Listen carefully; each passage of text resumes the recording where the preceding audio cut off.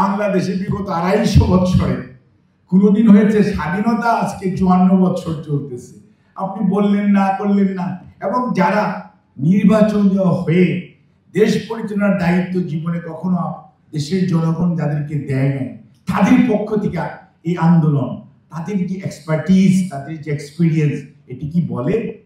তাহলে আজকে আপনি যে জিনিসটা প্র্যাকটিস করতে চাচ্ছেন, আপনি দেখেন না নেপালে পিআর প্র্যাকটিস হয় দেখে গত কয়েক বছরে 14 জনের বেশি প্রধানমন্ত্রী পরিবর্তন হয়েছে।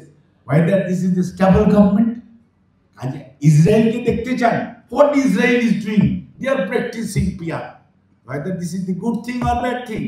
যদি এত ভালোই হতো, পার্শ্ববর্তী দেশ বলে যাদেরকে বলা হয় গণতন্ত্রের সূতিকাগার, ইউকে, তাই না, ব্রিটেনকে আমরা বলি, যাদের কোনো রিটেন আপনার নাই, যে কনস্টিটিউশন নাই বলে আমরা বলি, যদিও যাদের রিটেন আছে। তাহলে আপনি মানুষ ফলো করে কি ভালো জিনিস, মানুষ কি কখনো খারাপ জিনিস ফলো করে? মানুষ কি অপেক্ষাকৃত ভালো যে জিনিসটি সেটিকে গ্রহণ করে?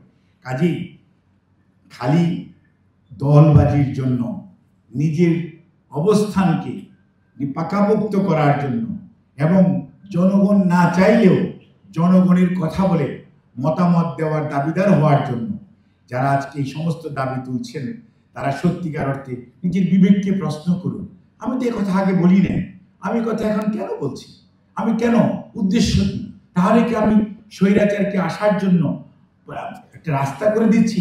নির্বাচনকে প্রলম্বিত করার জন্য আমি কোনো চেষ্টা করছি?